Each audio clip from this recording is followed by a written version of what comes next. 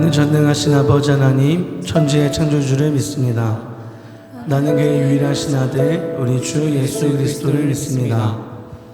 그는 성령으로 잉태되어 동정녀 마리아에게서 나시고 본디오 빌라도에게 고난을 받아 십자가에 못 박혀 죽으시고 장사한 지 사흘 만에 죽은 자 가운데서 다시 살아나셨으며 하늘에 오르시어 전능하신 아버지 하나님 우편에 앉아 계시다가 거기로부터 살아있는 자와 죽은 자를 심판하러 오십니다. 나는 성령을 믿으며 거룩한 공교회와 성도의 규제와 죄를 용서받는 것과 몸의 부활과 영생을 믿습니다. 아멘. 아멘. 우리 옆에 계신 분들에게 이렇게 믿음으로 선포하고 우리의 찬양을 시작했으면 좋겠습니다. 우리 옆에 계신 분들에게 이렇게 얘기해 주세요. 주님을 찬양하자. 네, 여러분 부끄러워하지 않으셔도 돼요. 우리 이 믿음의 선포는 우리의 영을 흔들어 깨울 것입니다. 옆에 있는 분들에게 다시 한번, 또 앞뒤 전후 좌우 이렇게 막 다 계신 분들에게 다시 한번 이렇게 선포할게요. 시작. 주님을 찬양하자. 아멘. 아멘. 우리가 이제 찬양하는 가사 중에 여러 환경들이 나옵니다. 우리가 찬양할 수 있을 법한 즐거운 일들도 많을 거예요. 그런데 찬양의 가사 중에 어떤 가사가 있냐면, 우리의 가는 길이 험할지라도 고통이 따를지라도 우리 그곳에서 주님을 찬양하자라는 가사가 이제 우리가 고백할 찬양의 가사입니다. 이것이 그냥 하나의 가사로 끝나는 것이 아니라 우리 삶의 믿음의 고백이 되어지기를 소망합니다. 아멘. 이것이 우리 삶의 믿음의 선포가 되어지기를 소망합니다. 아멘. 아멘. 주님 찬양합시다.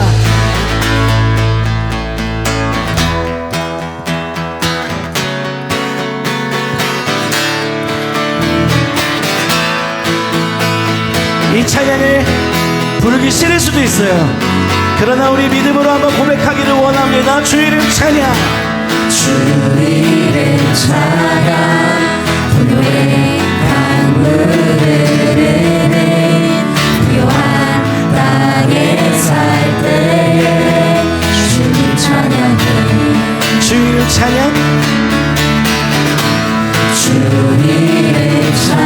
거친 광야와 같은 인생길을 걸어갈 때도 우리 그대로 주님을 찬양합시다. 아멘. 아멘. 모든 축복 주신 주님 찬양하리. 우리에게 어둠 날이 다가와도 어둠 날이 다가와도 우리 이렇게 외칩시다. 주의 이름을 찬양해. 주의 이름을 찬양해. 영화로운 주 이름 찬양해. 주의 이름을 찬양해.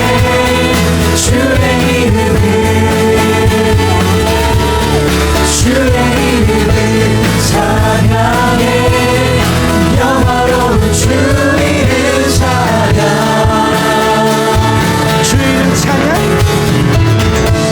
주 이름 찬양. 햇살이 나를 비추고 마음이 새롭게 될 때 주님을 찬양합니다. 아멘. 그러나 주 이름 찬양. 가는 길이 험할지라도 고통이 따를지라도 우리는 주님을 찬양할 겁니다. 아멘. 모든 축복 주신 주님 찬양하리. 우리에게 어두운 날이 다가와도 우리 주님을 찬양합시다. 주의 이름을 찬양해. 주의 이름을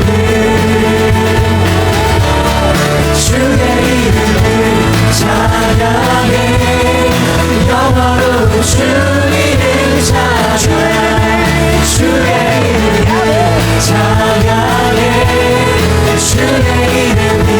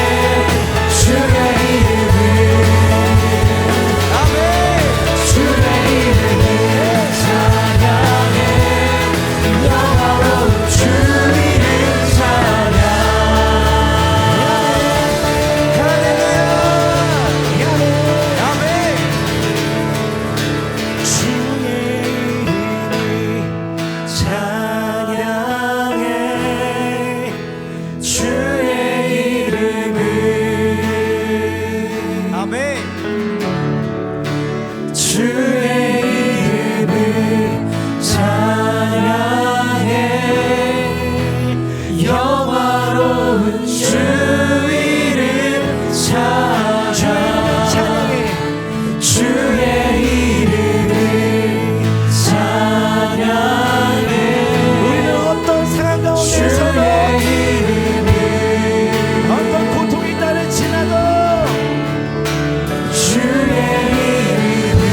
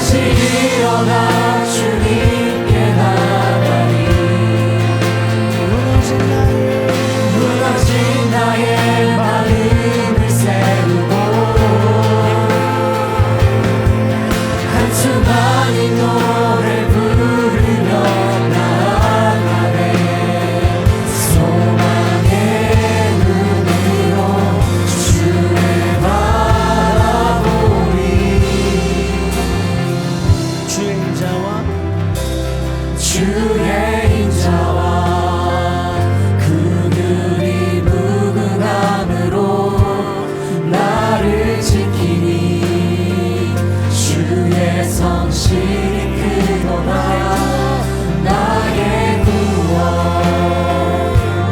나의 반석 되신 주를 기다려 우리 다시 한번 주의 인자와 그늘이 주의 인자와 그늘이 무능함으로 나를 지키니 주의 성실이 주의 성실이 크도다 나의 구원 우리의 반석 되신 주님을 나의 반석 되신 주를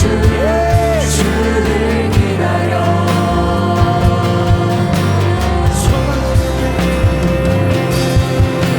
소망 없는 때에 주 음성 들리네 무너진 내 삶을 회복시키시네 소망 없는 때에 주 음성 들리네 무너진 내 삶을 주님께서 회복시키시네 다시 일어나 다시 일어나 주님께 나가리 무너진 나의 마음을 세우고 현수만이 노래 부르며 나아가네 우리는 소망의 눈으로 어제 주님을 바라보겠습니다. 다시 일어나 주님께 나가리 무너진 나의 마음을 세우고 한주만이 노래 부르며 나아가네 소망의 눈으로 주를 바라보리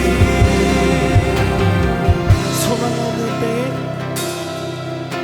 소망 없는 때에 주 음성 들리네 무너진 내 삶을 회복시키시네 소망 없는 때에 주 음성 들리네 무너진 내 삶을 회복시키시네 소망 없는 때에 소망 없는 때에 주님의 음성이 음성 들리네 아멘 무너진 우리의 삶을 내 삶을 주님께서 회복시키실 것입니다. 아멘 다시 일어나 주님께 나가리 무너진 나의 마음을 세우고 한수만이 노래 부르며 나아가네 소망의 눈으로 주를 바라보리 다시 일어나 주님께 나가리 무너진 나의 마음을 세우고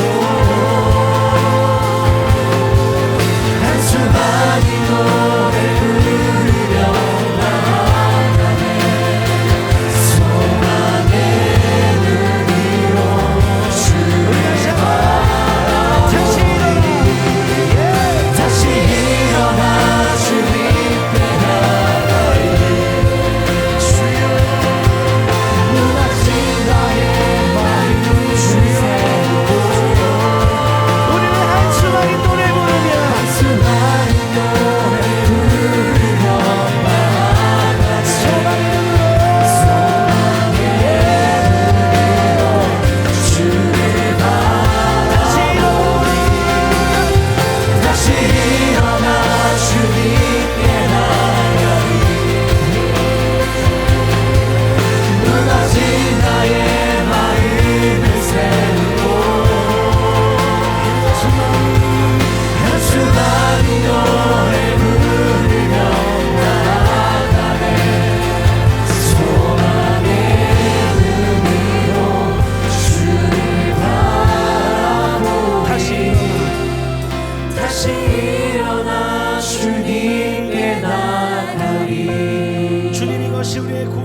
아멘. 무너진 나의 마음을 세우고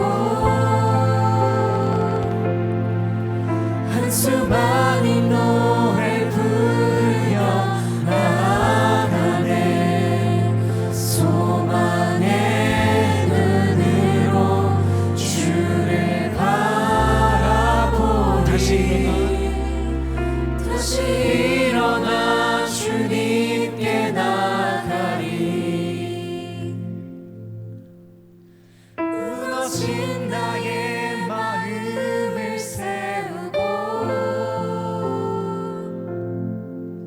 한수많은 노래 부르며 나아가네.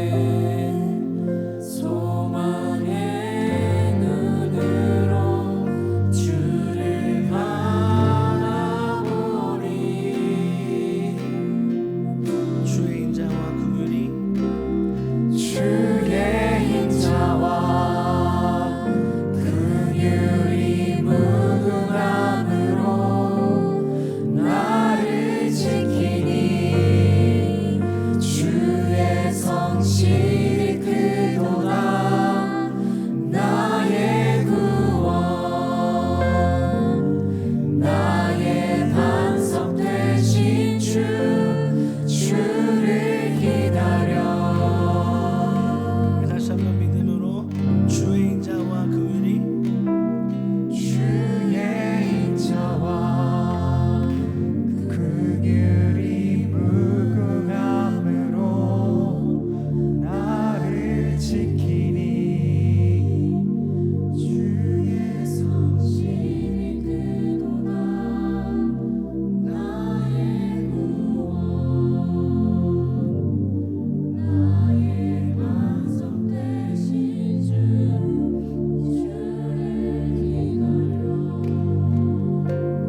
아멘.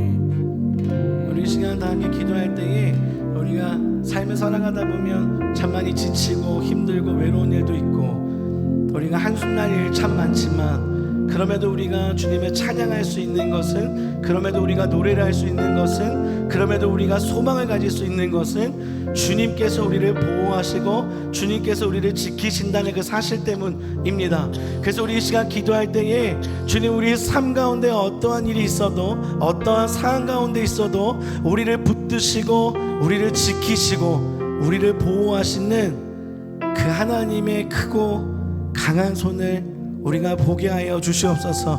우리가 그것을 경험하게 하여 주시옵소서. 우리의 믿음의 눈을 들어 문제를 바라보지 않고 우리를 보호하시는 하나님의 손을 바라볼 수 있는 우리가 되어질 수 있도록 주님, 우리 가운데 믿음의 눈을 허락하여 주시옵소서. 우리 다 함께 주님의 이름 한번 크게 부르짖고 우리 다 함께 기도하며 나가겠습니다. 주여!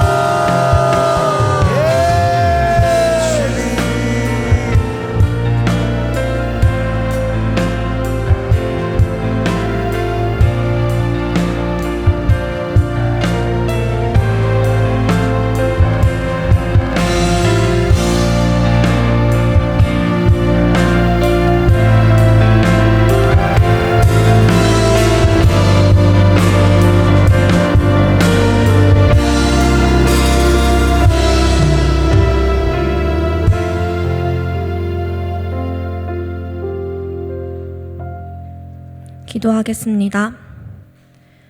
사랑스러우신 하나님, 우리가 모두 주님의 아름다우심을 보며 주님께 감사한 것들을 올려드립니다. 오늘 화창한 날을 보게 하심과 주님이 주신 교회 안에서 함께 예배 올려드리게 하심에 감사합니다.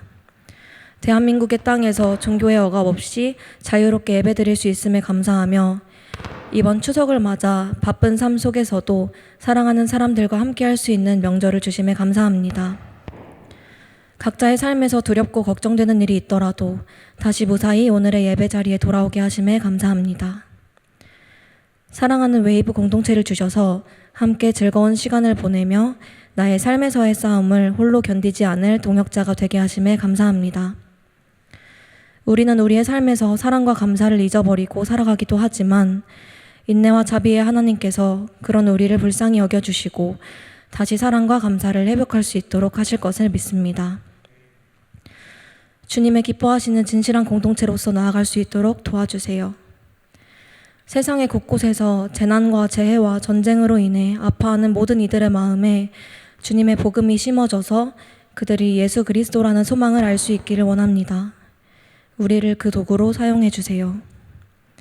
우리 삶에 찾아오는 고통과 고난, 두려움 등에 하나님 알기를 포기하지 않고 주님을 오해하거나 맘대로 주님의 뜻을 추측하며 우리의 틀에 주님을 가두어 보지 않기를 원합니다.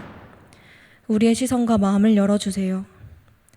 오늘의 예배를 위해 헌신하는 모든 이들을 기억하여 주시고 오늘의 예배를 기쁘게 받아주세요. 살아 역사하시며 우리를 떠나지 않으시는 예수 그리스도의 이름으로 기도드립니다. 아멘.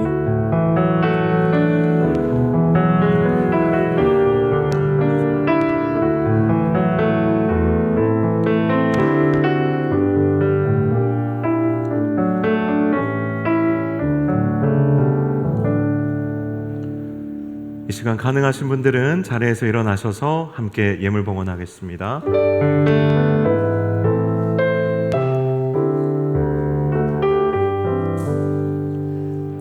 나의 보아 드리니 주여 받아 주셔서 하늘나라 위하여 주 뜻대로 쓰소서.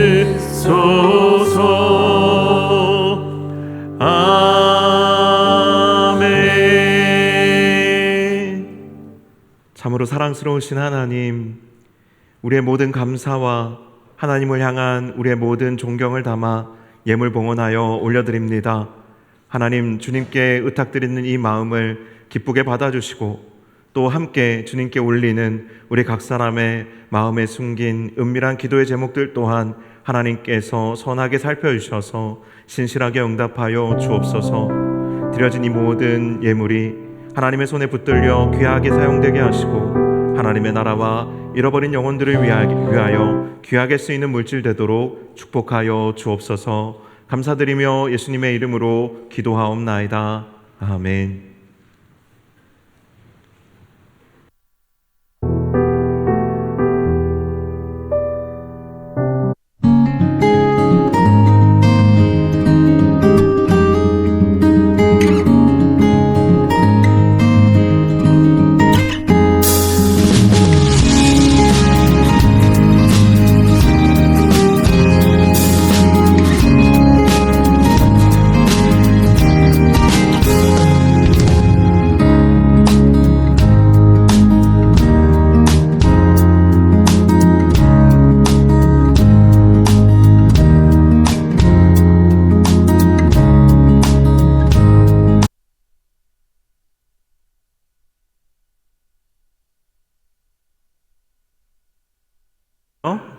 잘 보내셨어요? 네, 우리 이제 명절 연휴가 시작되어서 오늘 조금 빈자리들이 사이사이 보이는데 또 이렇게 명절 연휴까지도 또 함께 예배하는 이렇게 공동체가 있어서 너무 감사하고 참 여러분 한 분 한 분이 너무 귀합니다. 우리 서로에게 이렇게 한번 고백했으면 좋겠습니다. 아까 우리 조아영 자매님이 기도 이렇게 대표 기도 해주시면서 제 마음에 너무 감동이 된 거예요. 하나님을 향해서 세상에나 사랑스러우신 하나님 이렇게 고백하는데 제 가슴이 제 영혼이 떨렸습니다. 그래서 오늘 그냥 서로에게도 좀 이렇게 고백했으면 좋겠네요. 너무 사랑스러우시네요. 이렇게 너무 사랑스러우시네요. 네.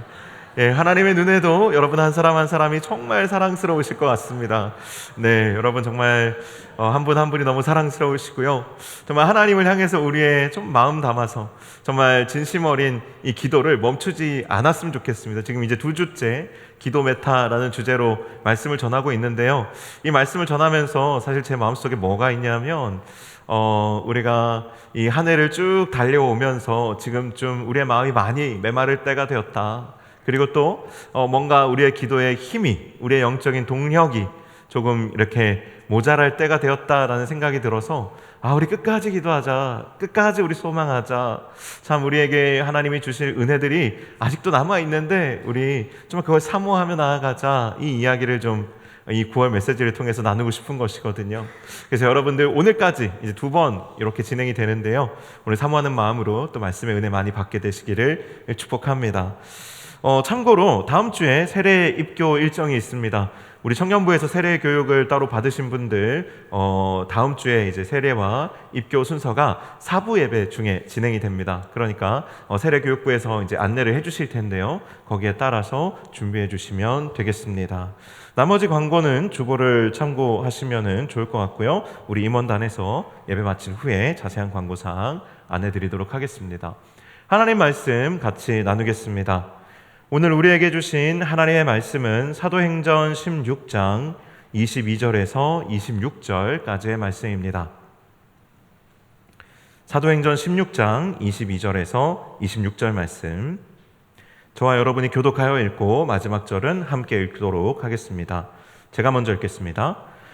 무리가 일제히 일어나 고발하니 상관들이 옷을 찢어 벗기고 매로 치라 하여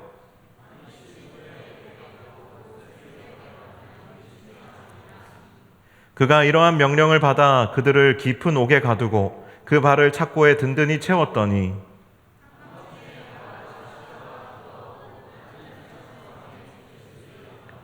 같이 읽겠습니다. 이에 갑자기 큰 지진이 나서 옥토가 움직이고 문이 곧 다 열리며 모든 사람의 매인 것이 다 벗어진지라. 아멘. 네. 지난주에는 이 방구석 기도 메타라는 주제로 말씀을 전했는데 거기서 아주 핵심적인 질문이 있었어요. 우리가 이렇게 열심히 예배하고 이렇게 열심히 기도하는데 나의 삶은 왜 여전히 메마른가 였어요.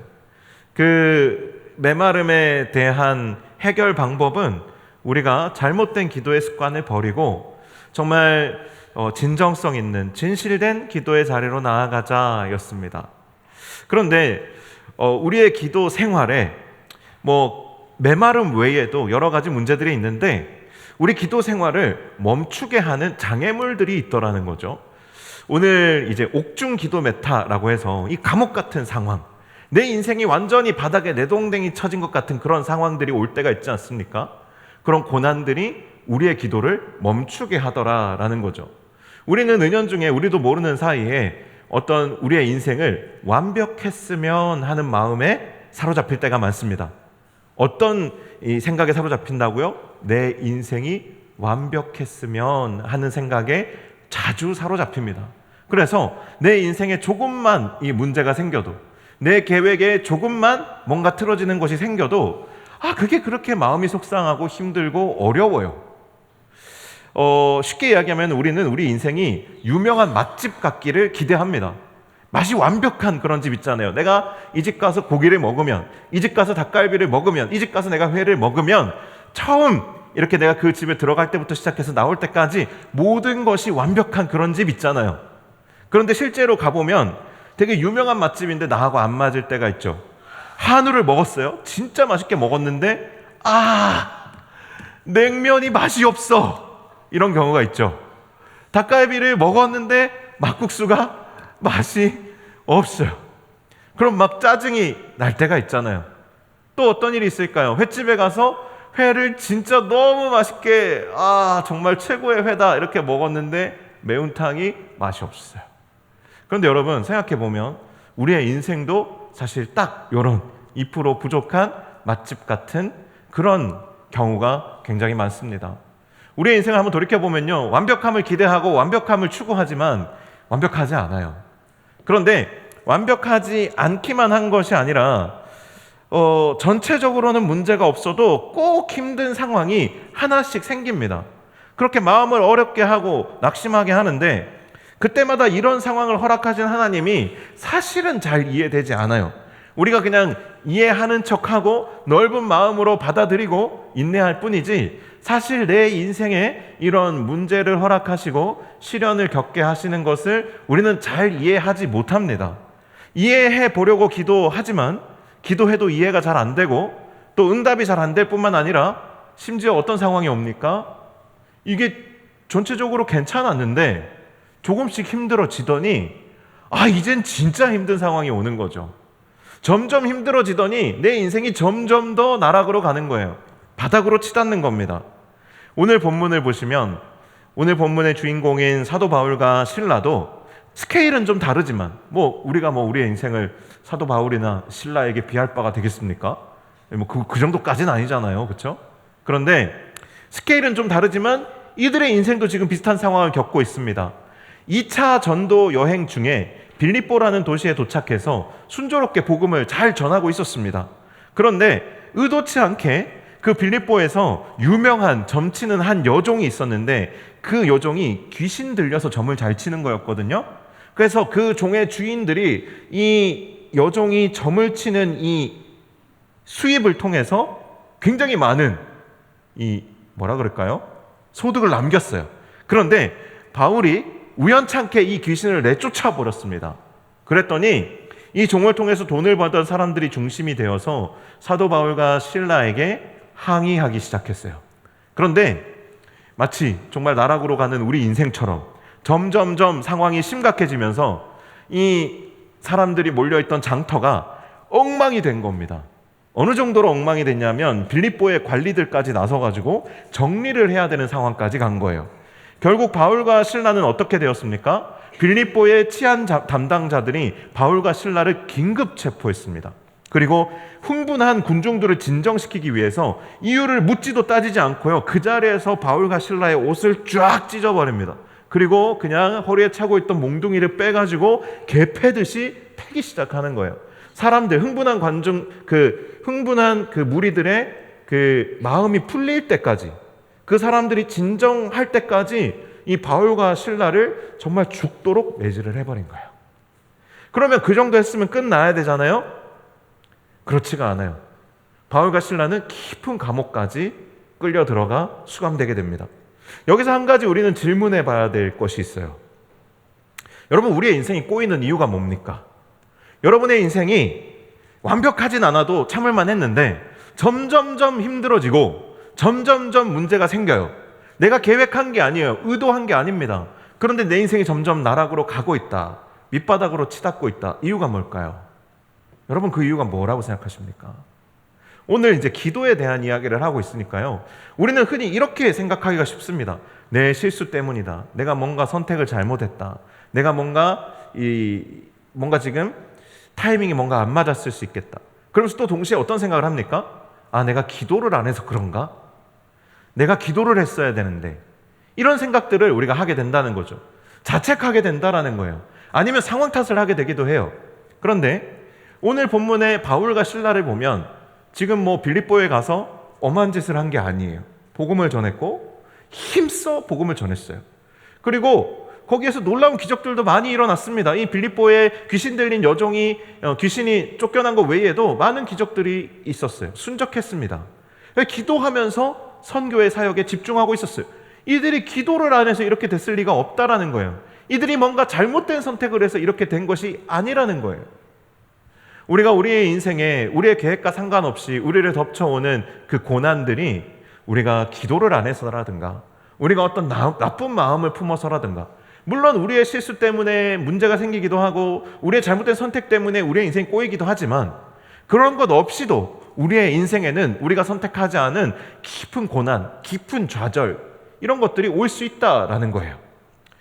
성경에 기록되어 있지 않을 뿐이지 바울과 신라도 분명히 기도하는 마음으로 지금 이 매를 맞는 상황, 깊은 감옥에 끌려 들어가 수감되는 상황까지도 정말 마음 깊이 기도하는 그러한 마음으로 지금 이 일들을 견디고 있었을 겁니다.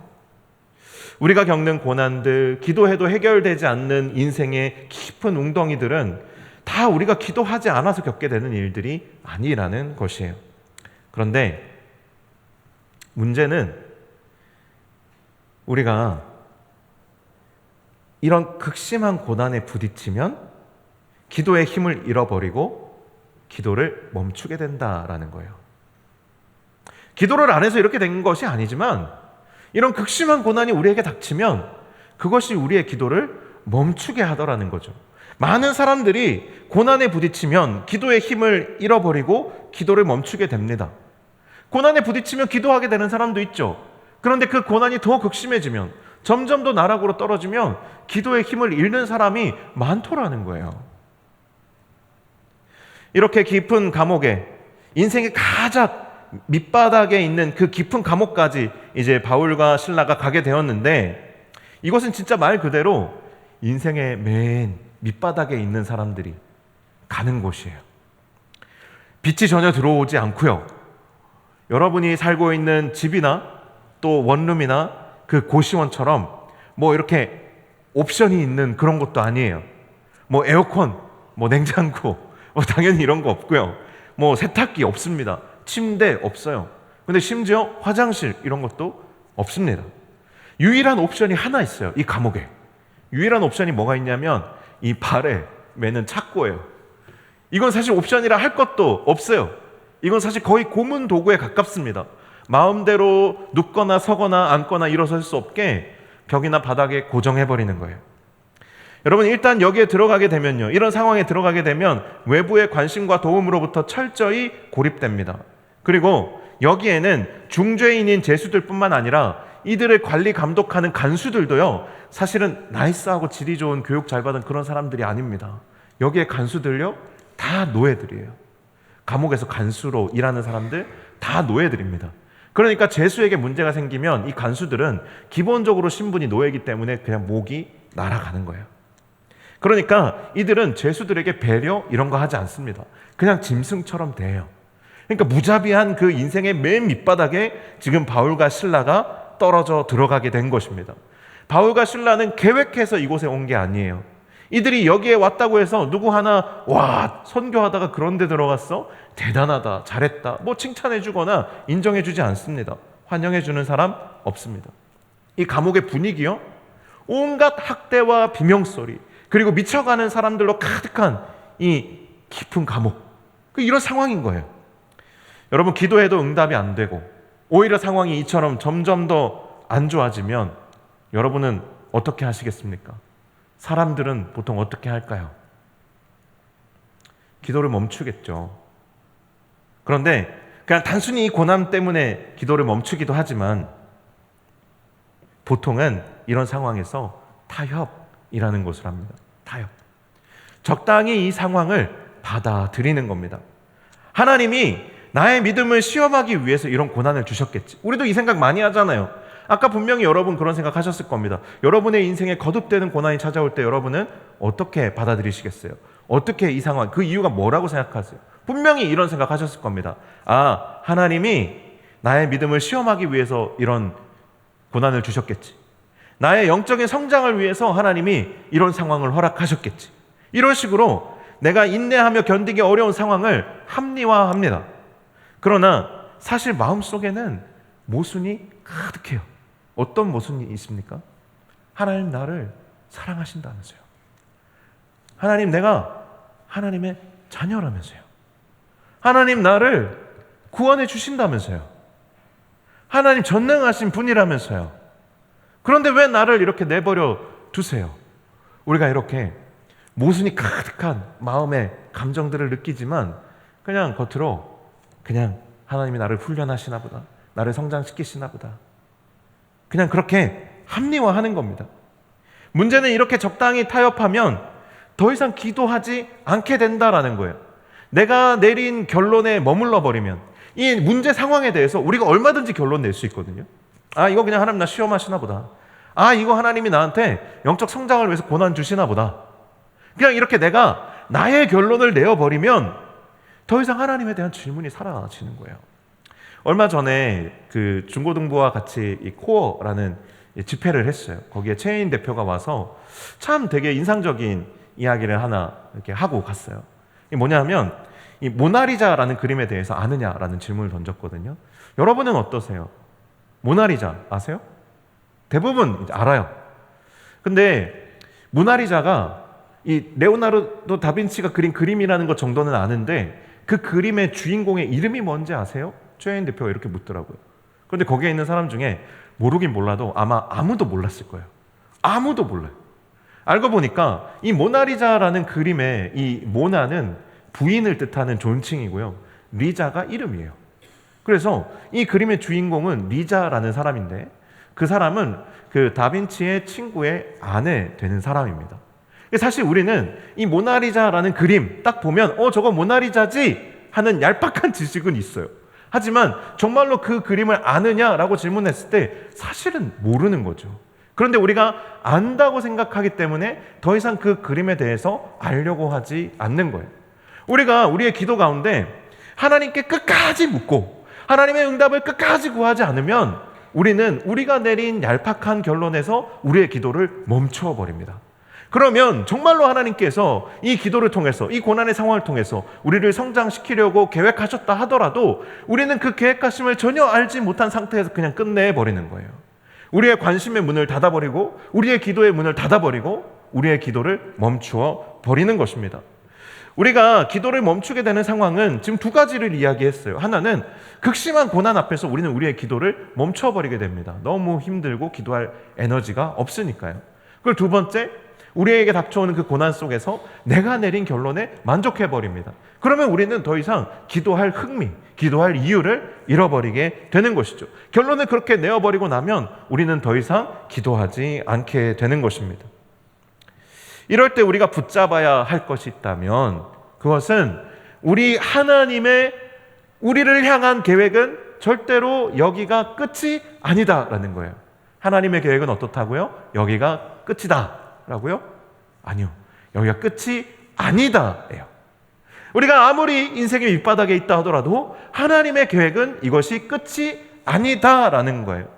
여러분, 우리 하나님은 어떤 분이십니까? 오늘 제가 여러분에게 도전하고 싶은 하나님은요, 역전의 하나님이십니다. 이스라엘 백성이요, 여리고 성을 6바퀴 돌 때까지 아무 일도 일어나지 않았습니다. 그런데 7번째 그 성을 돌고 나팔을 불며 함성을 지를 때 그 성이 와르르 무너져 내렸어요.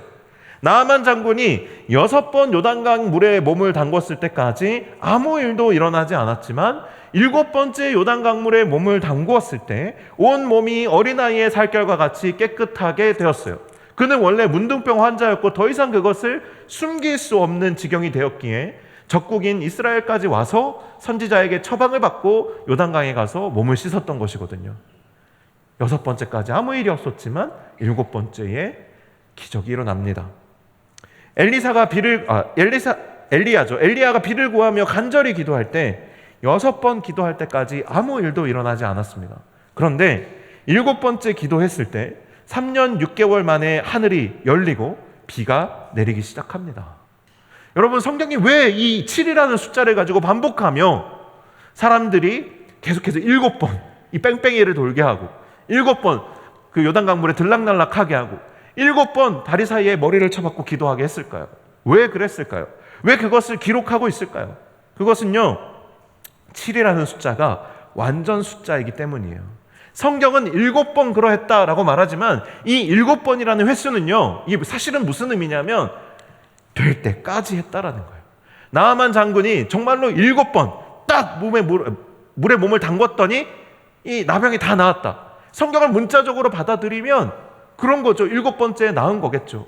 하지만 이 7이라는 숫자의 의미를 안다면 이 나아만 장군은 자기 몸에 그 문둥병이 다 나을 때까지 포기하지 않고 요단강 물에 자기 몸을 계속 담그었다는 얘기예요. 이스라엘 백성이 여리고성을 7번 돌고 7번째 돌 때 무너졌다는 것은 여리고성이 무너질 때까지 돌았다는 뜻이에요. 엘리야가 7번 기도하며 비를 기다렸다는 것은 비가 올 때까지 몸을 굽혀 기도했다라는 거예요.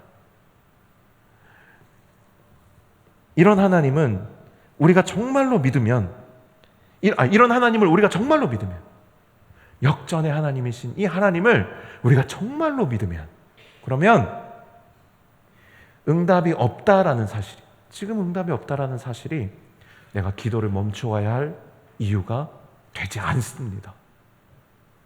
제가 하루는 차를 운전하다가 라디오로 극동방송을 들어요. 여기에 이제 최근에 운전면허를 따신 분도 계시고 또 자주 운전을 하시는 분도 계시고 이제 명절을 보내기 위해서 먼 길을 이제 차를 타고 이동하게 되시는 분들이 계실 텐데, 이 극동방송이라는 기독교 채널이 있어요. 아마 많이 듣는 분도 계실 겁니다. 저도 이제 차를 운전할 때 특별히 제가 듣고 싶은 게 없으면 그냥 극동방송을 켜놓고 운전을 해서 쭉 가는데, 한 2022년도쯤인가요? 그때쯤에 그 라디오에서 이런 문구가 딱 흘러나오는 거예요. 기도를 멈추지 마라. 이제 역전되리라. 엄청 멋있는 그 성우의 음성으로 이걸 어떻게 따라하지? 기도를 멈추지 마라. 이제 역전. 이거 아닌데. 이거 너무 싼티 나는데. 자, 누가 잘할 수 있는 사람이 있으면 나중에 한번 해주시면 좋을 것 같아요. 그 문구가 딱 나오는데 참 제 마음에 감동이 됐어요. 이제 메모를 해놨습니다. 근데 그때 딱 생각나는 친구 하나가 있었어요.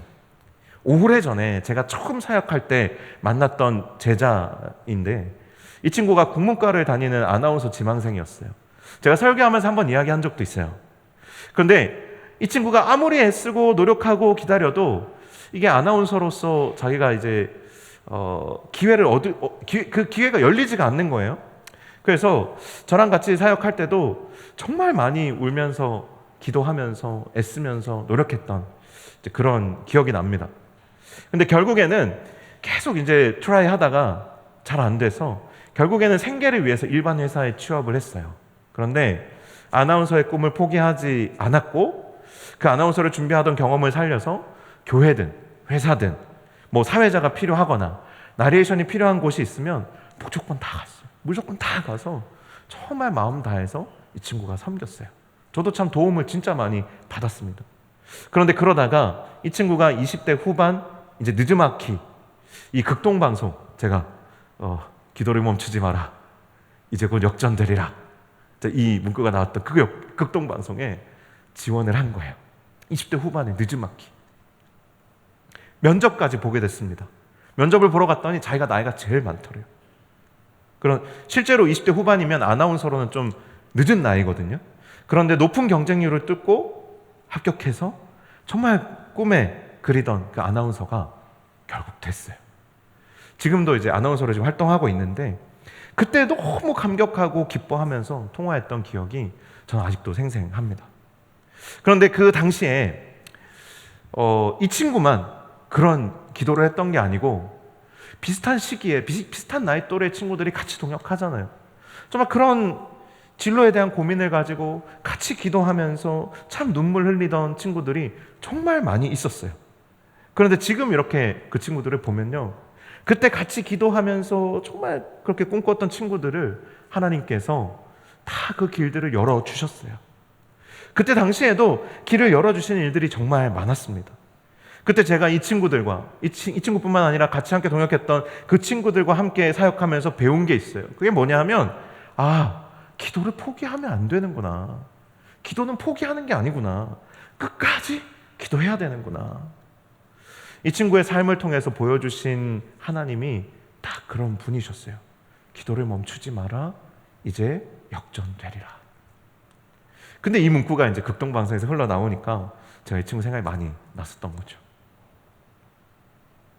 기도를 멈추지 않고 끝까지 하나님을 신뢰하면 내 생각과 또 내 계획을 뛰어넘는 하나님의 계획을 만나게 됩니다. 오늘 본문의 바울과 실라도 마찬가지예요. 계획해서 빌립보 깊은 감옥에 들어온 건 아니지만 내가 선택하지 않은 고난 속에서도 놀랍게도 이들은 기도를 멈추지 않았습니다. 오늘 본문은 이들의 모습을 아주 특별하게, 굉장히 특이하게 기록합니다. 오늘 본문 중에 사도행전 16장 25절입니다. 이렇게 기록되어 있습니다. 한밤중에 바울과 실라가 기도하고 하나님을 찬송하며 죄수들이 듣더라. 이 구절을 묵상하면서 여러분 이상한 거 느끼시지 못하셨나요? 여러분 기도하면 그 기도는 누가 들으셔야 됩니까? 하나님이 들으셔야 돼요. 그런데 오늘 본문은 어떻게 기록합니까? 죄수들이 듣더라는 거예요. 우리는 수련회 가서도 옆에 있는 사람이 내 기도를 이렇게 몰래 들을까 봐 마음이 졸이는데 오늘 본문은 이걸 대놓고 기록하고 있어요. 바울과 실라가 기도했는데 찬송했는데 그거를 하나님이 아니라 죄수들이 듣더라. 묵상하면서 처음엔 이게 이상했어요. 아니 이렇게 어려운 상황에서 기도하면 하나님이 들으시고 하나님이 응답해 주셔야지, 아니 이 나랑 똑같은 처지에 있는 이 사람들이 들어가지고 이거 뭐 하냐 이거죠. 여러분 우리가 기도 제목 나눔할 때 그런 생각 가끔 들잖아요. 아니 뭐 얘나 나나 너나 나나 사실 그 처지가 다르지 않은데 너나 나나 지금 뭐 이 앞날이 불투명한 건 똑같은데 누가 누굴 위해서 기도하나 이런 생각을 뭐 이렇게 대놓고 하시진 않지만 사실 그렇잖아요. 그런데 오늘 본문은 이렇게 기록해두고 있는 것이죠. 이들이 깊은 감옥에서, 인생의 밑바닥에서 기도하는데 똑같이 밑바닥에 있는 그들이 이걸 듣더라는 거예요. 그리고 26절에 이렇게 기록합니다. 이에 갑자기 큰 지진이 나서 옥토가 움직이고 문이 곧다 열리며 모든 사람의 매인 것이 다 벗어진지라. 이것도 좀 이상하죠? 기도와 찬송은 누가 했어요? 바울과 실라가 했어요. 그런데 감옥에 갇혀있던 모든 죄수의 매인 것이 풀어졌어요. 자, 기도는 하나님께 했어요. 누가 했어요? 바울과 실라가 했어요. 그랬는데 그 기도는 누가 들었어요? 죄수들이 들었어요. 그리고 지진이 나서 묶인 게 다 풀어지고 옥문이 열렸는데 바울과 신라의 옥문과 바울과 신라의 메인 것만 풀어졌어요? 아니요. 바울과 신라의 기도를 듣던 모든 사람의 그 묶인 것이 풀어졌어요. 이건요, 하나님이 직접 어떻게 하셨다라고 기록하진 않지만 이건 하나님이 하신 일이라고밖에 고백할 수 없어요. 왜냐하면 이 정도 지진이 나면 다 깔려 죽어야 되거든요. 그런데 정확하게 옥문들이 다 열리고 사람들의 묶인 것이 풀어졌어요. 이건 분명히 하나님이 하신 일이에요. 하나님이 바울과 실라의 기도를 들으셨고 응답하셨는데 그들에게만 응답하신 것이 아니라 그들의 처지와 상황 그리고 그들의 기도를 통해서 하나님께서 그들이 거하고 있던 그 감옥, 그 깊은 인생의 밑바닥을 하나님 밑바닥에서 이들을 구원해 주셨을 뿐만 아니라 이들을 통해서 그 밑바닥에 있는 모든 사람들을 함께 구원해 주셨어요. 그러면 이 인생의 밑바닥은 누가 보낸 거예요? 하나님이 보내신 거예요. 여러분이 여러분의 인생의 가장 밑바닥을 지금 걷고 있다. 거기에 하나님의 뜻이 있다라는 거예요. 하나님의 계획이 있다라는 거예요. 여러분과 같이 인생의 바닥을 지금 걷고 있는 사람들에게 어쩌면 하나님이 여러분을 그 자리에 보내신 것이라는 거예요. 그곳에서 여러분이 하는 모든 기도를 하나님이 들으시고 그곳에서 하는 그 모든 기도를 통해서 여러분뿐만 아니라 그곳 가운데 있는 사람들을 하나님은 지금 구원하기를 원하신다라는 거예요. 바울과 실라를 이 깊은 감옥에 보내신 하나님의 계획과 뜻이 끝까지 기도를 포기하지 않았던 이 바울과 실라를 통해서 드러나고 성취되는 것입니다. 우리의 인생의 계획과 상관없이 우리가 밑바닥으로 떨어질 때에는 반드시 우리가 생각지도 못하는 하나님의 특별한 계획과 인도하심이 그 자리에 있습니다.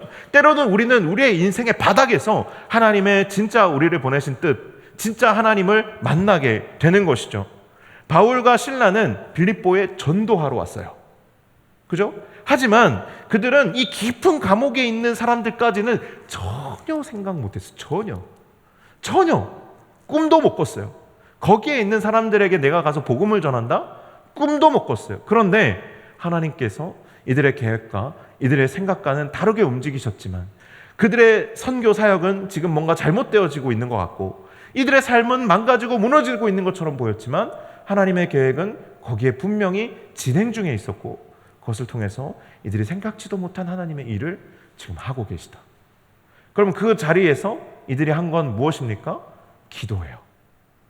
우리의 인생이 밑바닥으로 치달을 때 우리가 할 수 있는 것 많지 않습니다. 그것에 저항해서 거슬러가며 다시 기어오를 수 있는 힘 우리에게 없습니다. 그래서 우리는 그런 때일수록 결국 할 수 있는 게 무엇밖에 없냐 하면 기도밖에 없어요. 그런데 우리가 포기하지 않고 끝까지 기도하면 거기에는 하나님의 우리가 예상치 못한 우리가 정말 짐작도 할 수 없는 그 하나님의 뜻과 계획이 드러나게 된다라는 거예요. 할 수 있는 일이 기도뿐일 때는 기도하면 됩니다.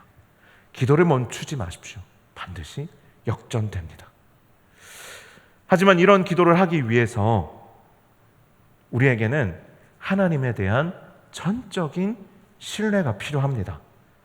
이런 기도는 낮에 부르는 노래와 같습니다.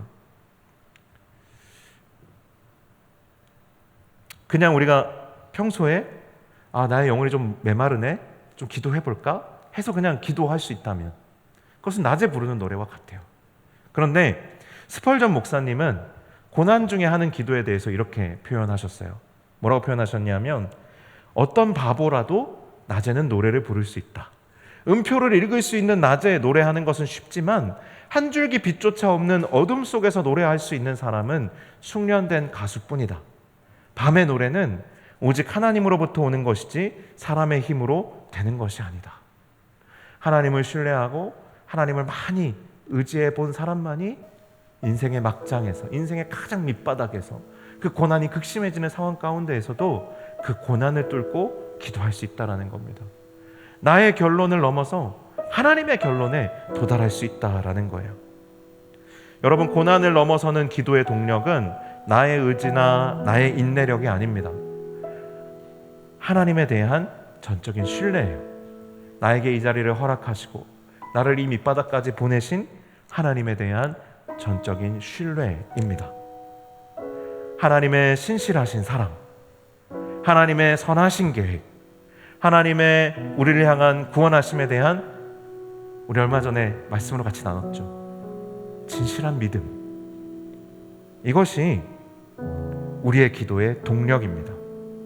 이런 믿음으로 기도하는 사람은 자신의 인생만 구원하는 것이 아니라 함께 깊은 감옥을 살아가는, 인생의 밑바닥에 갇혀있는 이들까지도 구원하는 하나님의 은혜의 통로가 되는 것이에요. 여러분, 여러분의 인생에 밑바닥을 걷고 있다고 해서 여러분 낙심하지 마십시오. 그 밑바닥을 걷는 여러분의 걸음이 헛되지 않습니다. 아주 큰 의미가 있습니다. 그 밑바닥을 걷는 많은 사람들이 여러분을 통해서 용기를 얻게 되실 것이고요. 기도하는 여러분, 포기하지 않는 여러분을 통해서 소망을 보게 될 것입니다. 그리고 그들이 여러분과 함께 하나님의 구원을 맛보게 될 거예요. 그것을 위해서 여러분을, 정말 사랑하는 자녀인 여러분을 그 자리에 잠시 두시는 것입니다. 우리가 현실과 타협하고 땅에 붙어 살지 않고 하늘을 바라보고 날아오르는 인생을 살아가는 것은 결국 우리의 기도에 달려 있어요. 우리가 현실과 타협해서 땅에 붙어 살지 하늘을 바라보고 날아오르는 인생을 살아갈지는 결국 우리의 기도에 달려 있습니다. 여러분, 비행기가 언제 가장 많은 힘을 쏟는지 아십니까? 그것은 이륙하기 직전이에요. 그때 적게는 50%, 많게는 80%까지 힘을 다합니다. 날아오를 때까지 끝까지 힘을 다하는 거예요. 아무리 우리가 깊은 감옥 밑바닥까지 내려간다 하더라도 우리의 인생은 거기가 끝이 아니에요. 비행기가 활주로를 끝까지, 와, 저기까지 가면 진짜 끝인데, 저기까지 가면 내 인생 끝인데, 하나님은 그 순간에 우리를 날아오르게 하시는 것이죠. 그곳에 우리를 보내신 하나님의 뜻이 있고, 그곳이 우리의 끝이 아니라고 주님은 말씀하십니다. 다시 우리를 날아오르게 하실 하나님의 계획이 있습니다. 그렇기 때문에 우리는 고난이 더할수록 더 힘껏 기도해야 하고요. 그러면 우리는 마음껏 날아오를 수 있도록 하나님께서 우리의 날개를 밑에서부터 위로 들어 올리시는 놀라운 기적을 경험하게 되는 것입니다. 우리의 영적인 메마름을 해결하기 위해서 하는 기도는 그냥 우리의 마음의 골방에 들어가서 그냥 하면 됩니다. 그런데 우리에게 주신 기도라는 무기는 단순히 우리에게 위안을 주고 우리의 인생을 구원하는 도구를 뛰어넘는, 우리가 생각하는 것보다 훨씬 더 놀라운 스펙을 갖고 있어요. 그 정도의 무기가 아니라는 거예요. 여러분, 기도를 여러분이 쓰는 그 스마트폰처럼 쓰지 마세요. 여러분, 스마트폰의 능력을 여러분 반이나 씁니까? 10분의 1이라도 쓰세요. 사실 우리 다 못 쓰잖아요. 수십 가지, 우리가 알지 못하는 진짜 100가지도 더 되는 기능이 그 안에 있는데 하나도 우리 제대로 못 쓰는 경우가 많잖아요. 기도를 그렇게 쓰지는 말자라는 거예요. 기도는요, 우리의 인생을 구원하는 도구를 뛰어넘어서 세상을 구원하는 도구로서의 스펙을 갖추고 있어요. 그래서 기도는 세상을 구원하시는 하나님의 수단이자 무기가 됩니다. 빌립보의 옥문을 부수고 결박을 끊으신 하나님께서 우리의 기도를 통해 나의 인생뿐만 아니라 세상을 구원하시고 회복시키실 것을 기대하며 이 기도를 무기 삼아 단련하는 우리 공동체가, 그리고 저와 여러분이 되실 수 있기를 주님의 이름으로 간절히 축원합니다. 우리 같이 1분 정도 좀 들은 말씀, 우리가 받은 말씀을 가지고 잠시 묵상하며 기도했으면 좋겠습니다. 우리의 기도를 멈추게 하는 두 가지 장애물이 있습니다. 한 가지는 우리의 인생에 점점 극심해지고 우리를 점점 피로하게 하고 우리를 점점 나태해지게 만드는 고난입니다.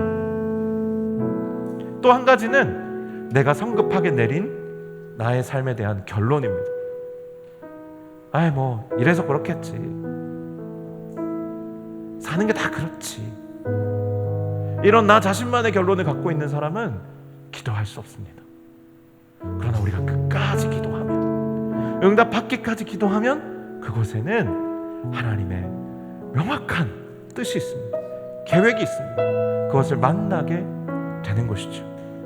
우리 말씀 생각하면서 하나님이 나를 어떻게 기도의 자리로 부르시는가, 내가 끝까지 기도해야 될 것은 무엇인가, 하나님 나에게 말씀해 주십시오. 우리 1분 정도 잠시 머무르며 기도하겠습니다.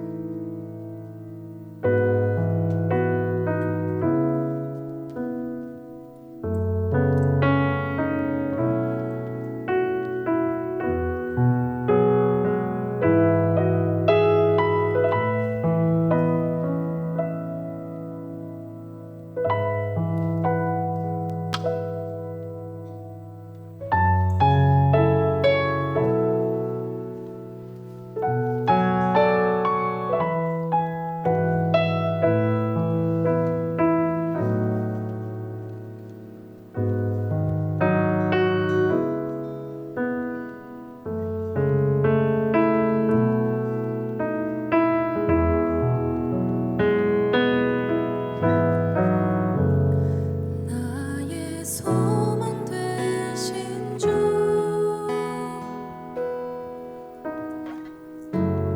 주를 바라봅니다.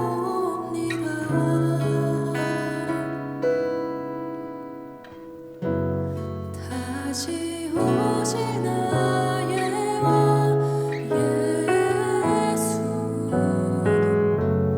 주를 기다립니다. 밤이나 낮이나 어제나 오늘도 영원히 주만 찬양해.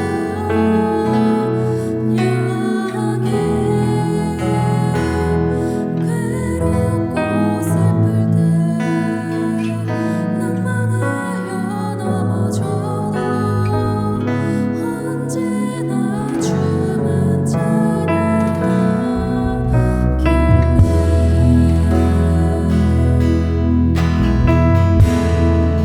나의 소망 되신 주, 나의 소망 되신 주, 주를 바라봅니다. 주를 바라봅니다.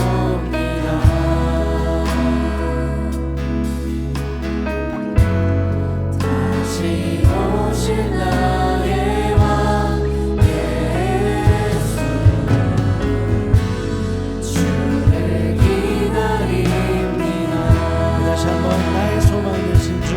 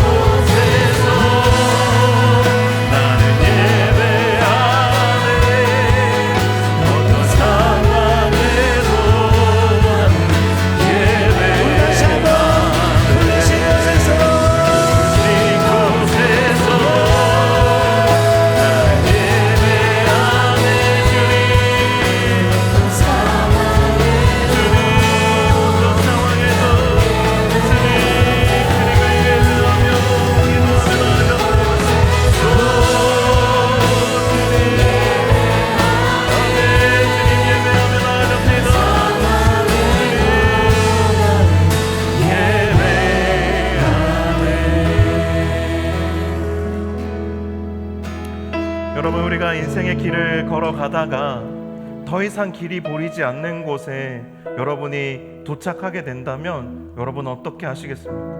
앞에 이제 길이 없어요. 길이 끝나버렸습니다. 여러분 어떻게 해야 되겠습니까? 인생에 답이 없을 때, 길이 막혀 있을 때 어떻게 해야 되겠습니까? 여러분, 그때 성경은 우리에게 무엇을 도전하냐 하면 길이 없어도, 그것이 보이지 않아도 하나님을 믿고 걸음을 내디디라고 말합니다. 사람들은 길이 없다고 말하지만 여러분이 걸어가면, 여러분이 그 길에서 하나님의 살아계심을 나타내고 증거할 때 사람들은 거기에서 길이 있음을 발견하게 되는 거예요. 여러분이 하나님이 계심을 발견하는 그 곳에서 사람들은 여러분을 보고 길을 발견하게 되는 거예요. 하나님은 여러분을 어둠 가운데 빛을 밝히는 존재로 이 땅에 보내셨어요. 그래서 여러분이 서 있는 그 자리가 어둡다고 해서 여러분이 잘못 살고 있는 게 아니에요. 하나님의 길을 여러분을 통해서 비추기 위해서 여러분을 그곳 가운데 두신 겁니다. 그러면 그 자리에서 우리는 뭘 해야 되겠어요? 이곳에 정말 하나님의 뜻이 나타나고 이곳에 정말 하나님의 계획이 이루어질 때까지 무릎 꿇고 기도하며 그 자리를 지키는 거예요. 우리 이 시간 같이 기도합시다. 하나님, 주님이 나를 보내신 곳에서 아직 주님의 뜻을 내가 다 알지 못하지만 내가 포기하지 않고 기도하며 이곳에 하나님의 뜻이 드러나기를 내가 사모하는 마음으로 하나님, 내가 이 자리를 지킬 터인데 하나님 속히 하나님의 뜻을 나타내어 주시고 하나님의 계획과 하나님의 마음을 나를 통해서 드러내어 주시옵소서. 여러분, 우리에게 필요한 것은 이 상황을 뚫고 나아가는 정말 강력한 기도예요. 좀 우리의 상황에 막혀있는 것을 뚫어내는 기도입니다.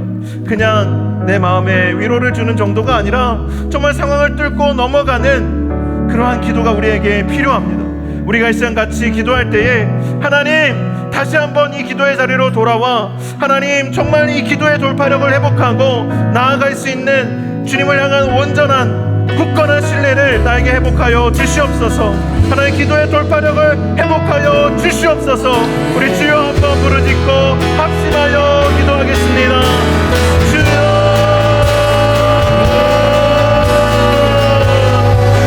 하나님 아버지, 오늘 우리의 마음 가운데 하나님 참으로 정말 어려운 상황 가운데 무릎 꿇고 아버지 하나님 기도할 수 있는 돌파력을 하나님 허락하여 주시옵소서. 주여,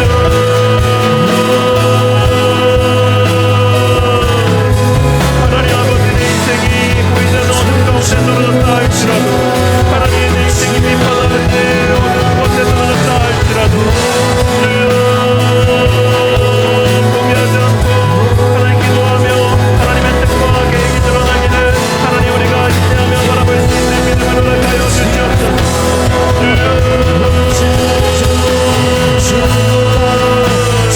하나님, 주님의 그 마음이 있는 곳에 와요 기도할 수 있는 주님의 뜻과 계획이 드러나도록 하나님,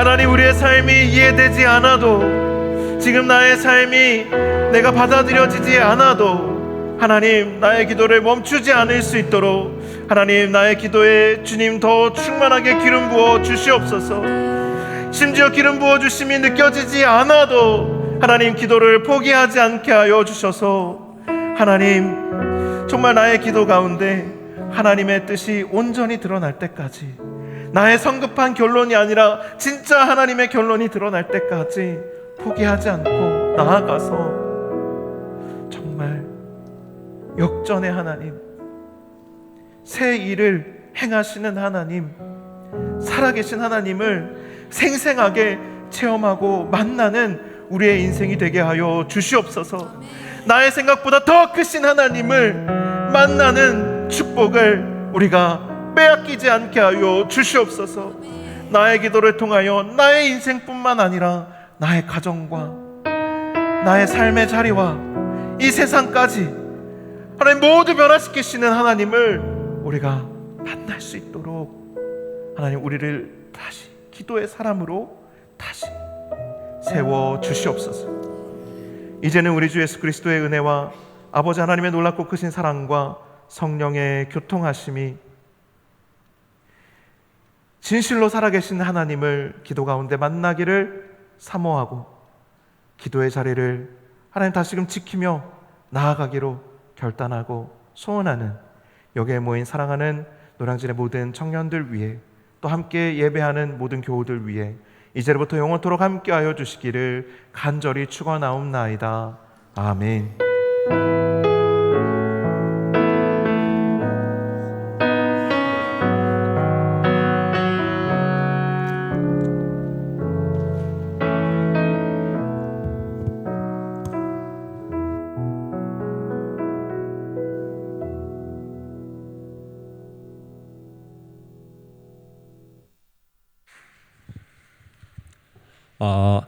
사랑하는 오늘은 사랑스러운 형제 자매님들 안녕하십니까?